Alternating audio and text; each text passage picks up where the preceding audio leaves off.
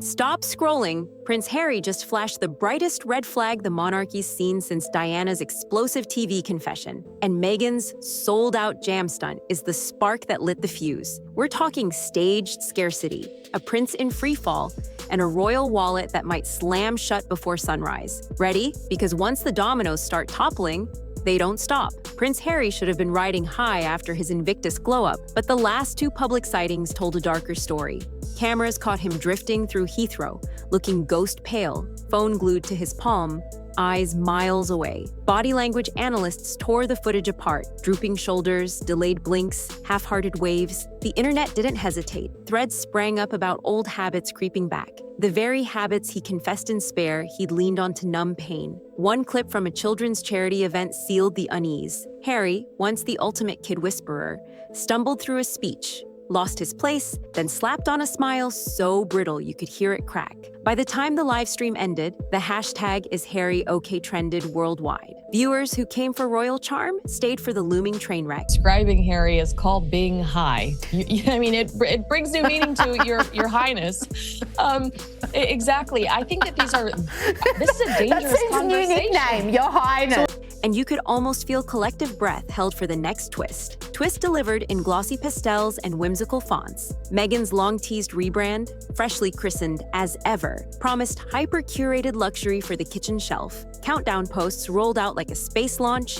At 0 hour, the shop button turned live, and every item blinked sold out before a single browser finished loading.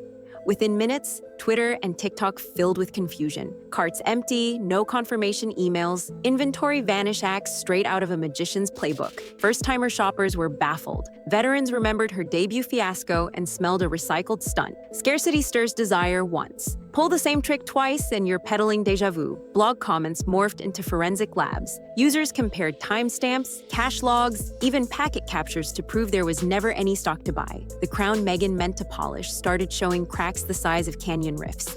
The launch video that followed should have been a victory lap.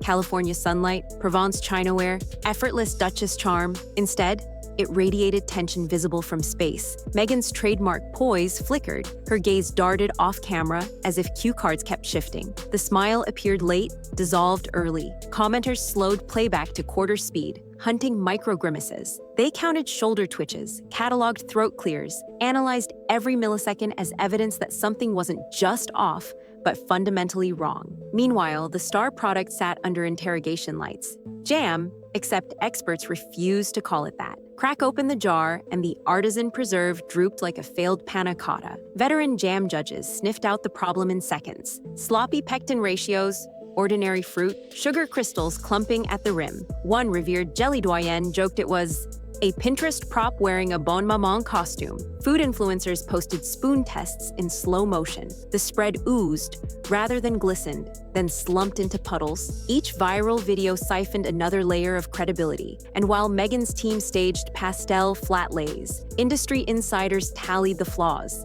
Cheap lids, misprinted labels, inconsistent batch codes. If you're going to sell nostalgia at $60 a jar, it better taste like summer memories. Hers tasted like a marketing deck.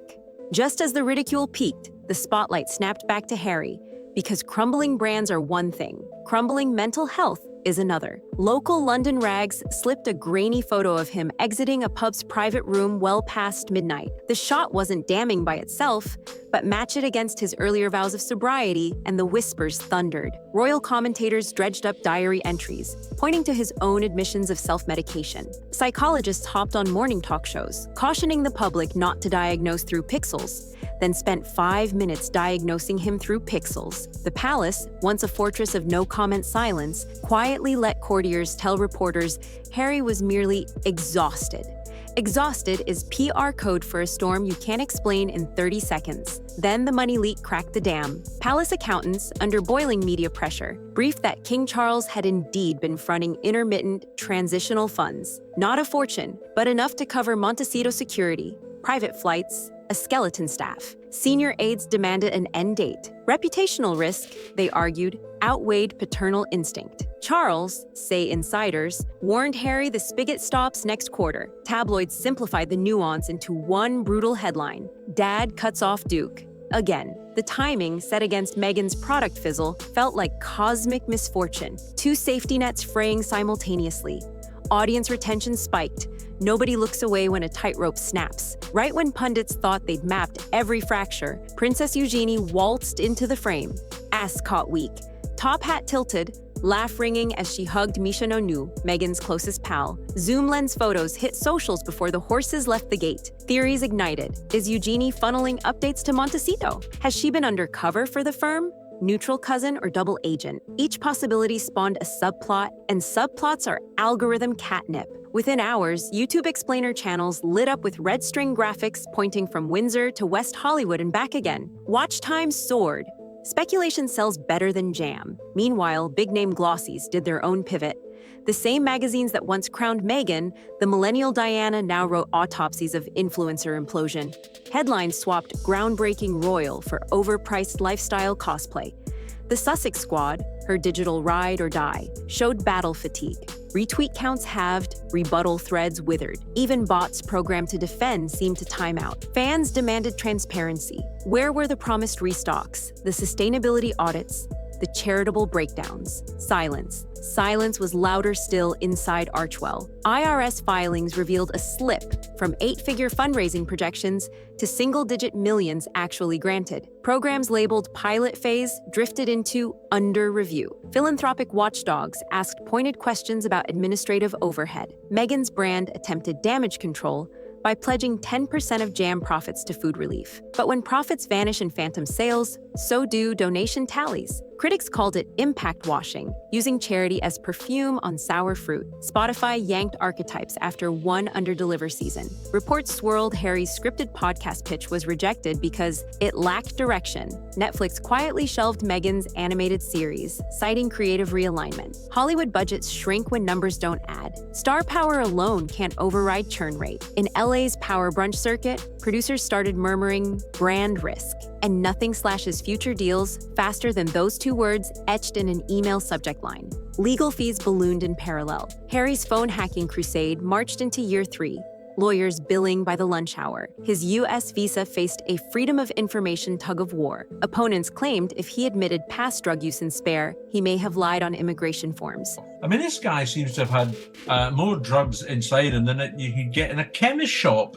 I find it very hard to believe. Even if courts side with him, the paperwork headache looms. Litigation is a treadmill. The scenery changes, the burn remains. Through it all, social feeds replay that same haunting launch video. Meghan blinking at a camera she can no longer control.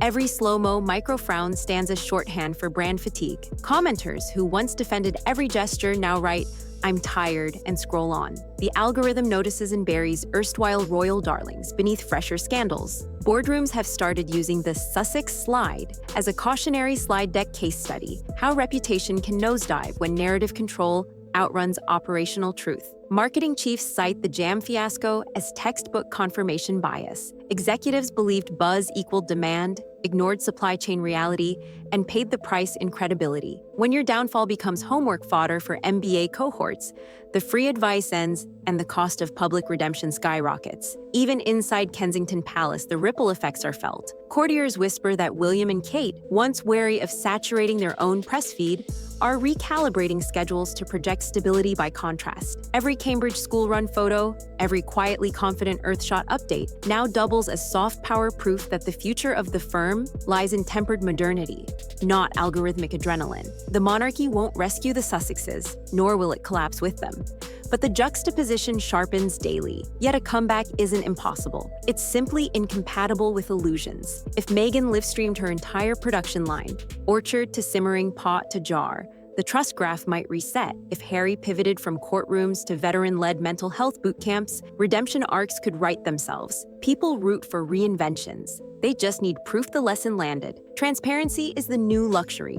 Show the orchard, show the picker, show the mislabeled batch tossed out. Invite critics, not influencers, to the tasting table. Trade lavender overlays for fluorescent truth. Still, danger in inertia is real. Let another year pass with more phantom drops, more blurry Harry sightings, more sealed statements, and the Sussex story calcifies as cautionary lore. How modern fairy tale branding imploded under its own curated weight. When audiences move on, resurrection costs triple, attention spans shrink, and nostalgia curdles. So here's the choice etched in jam-sticky letters. Tear down the facade before it tears you apart, or keep dancing in smoke until the spotlight cuts out. Your move, Sussexes. Comment below, come back or collapse, because this isn't just a failed product drop anymore. It might be the moment a modern myth meets the unforgiving mirror of reality, and the reflection is clearer than any pastel filter ever dared show. That's a wrap on today's rundown. Thanks for hanging out. If you enjoyed what you saw, hit that like button so the algorithm knows we're worth sharing. Got thoughts, hot takes, or tea we missed? Drop them in the comments. And if you're new here, hit subscribe and ring the bell so you're first in line for the next drop, and we've got plenty more juicy scoops coming your way.